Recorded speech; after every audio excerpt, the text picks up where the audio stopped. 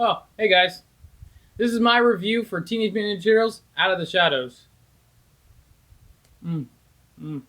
Once again, directed by Michael Bay, this picks up right after the last movie. In the beginning of the movie, it kind of does this breakdown of what happens in the previous movie. So if you didn't see the previous movie, which I kind of suggest not because it wasn't as good as this movie, you don't really have to watch the previous movie to know what's going on in this movie because it gives a breakdown of what happened. In the beginning of this movie, the Turtles make an arrangement with Vernon, Will Arnett's character, say that he's the one who saved New York City from Shredder from the previous movie.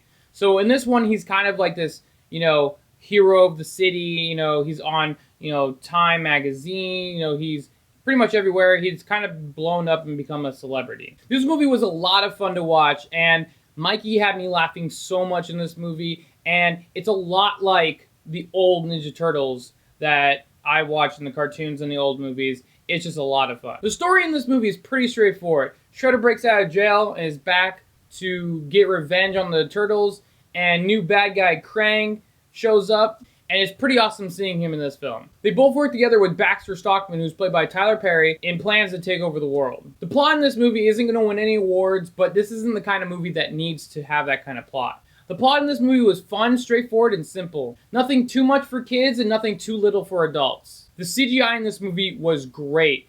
Seeing the turtles up close, especially when they're in the water, you get to see like their, skin texture, and every single CGI character just look really great. So before I talk about the good stuff, let's talk about what I didn't like about this film. The first thing I didn't like about this movie was Tyler Perry. Oh my, what were they thinking? Like, his character looks like a ripoff of Dr. Dolittle. Like, look at Dr. Dolittle and look at Baxter Stockman. They look identical, from the hair to the glasses to the mustache to the goofy little bow tie and stupid little laugh in the movie. His character, or at least how he portrayed him, was horrible, and I really think they could have picked any other actor other than Tyler Perry to play him, and it probably would have been a lot better than what we got from Tyler Perry. He just felt super out of place in this film. Now, Stephen Amell is awesome in Arrow, and as Casey Jones, it's like a hit or miss for me. Now, I didn't hate his character, but seeing him, especially with his short hair, it's just like Arrow. I just don't understand why they couldn't give him a wig. I mean, even in the TV show Arrow, they give him a wig when they do past scenes. It's really not hard. I've seen really convincing wigs in films before, so I don't know why they couldn't throw a wig on him as Casey Jones. Also, I feel like Casey Jones' character wasn't as good as he could have been. I mean, watching the old films with Casey Jones and also the cartoons, I just wish he was a little bit different. I mean, I feel like the next film, they'll get it right. Like, the first fight we get to see him in, it doesn't feel like the Casey Jones I know from the films and comic books. Like, I love the actor and the character is awesome, but I just feel like it just was really short of a hit for me. Alright, another thing for me was Krang. It's not that he was bad, I just wish we got more of him. I feel like this was more of a setup with him. I mean, when you watch the movie, it's more of a setup to who Krang is. But I do feel like we'll get able to see him a lot in the future, especially if they do make a third movie, which will be awesome. He did look pretty cool in this movie. The CGI for him was really great, and the voice actor did a good job, and the fight scene with him was pretty good. I do think the fight scene could have been a little bit longer, but that's just my opinion. Will Arnett's character was not good in this film. Didn't really do much in this movie other than be annoying and a fake hero.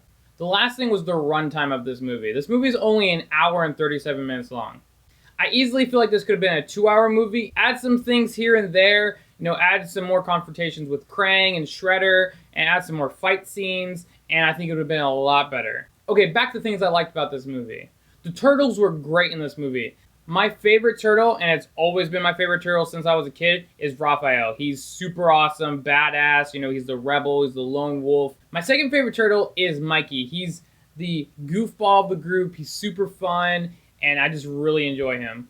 I love how the Turtles are portrayed in this movie, and it's a very brotherly movie. You get to see more of their personalities in this movie and really dive into their characters. And you can really see how they all are, how they progress as characters, whether they be butting heads or getting along with each other in this movie. It's just a really great character development that we get from all the Turtles in this film. I really enjoyed the fight scenes in this movie from what we got. There weren't many fight scenes in this movie, but the ones we did get, I really did enjoy. Also, the Foot Clan actually looks like ninjas in this movie. Megan Fox did quite a good job in this movie. Other than looking attractive, she did have some good bits here and there, and she is growing on me as April O'Neil. You know, I do wish she had red hair, and I do wish they did pick another actress, but she is doing a little bit better as April O'Neil, and I thought she did pretty good. In all, I really thought this movie was enjoyable, and it was fun to watch. I think you guys will have a fun time watching it and get some laughs out of it. And I definitely think if you're a fan of the Ninja Turtles, this definitely will pique your interest, and I feel like you will definitely have some nostalgia,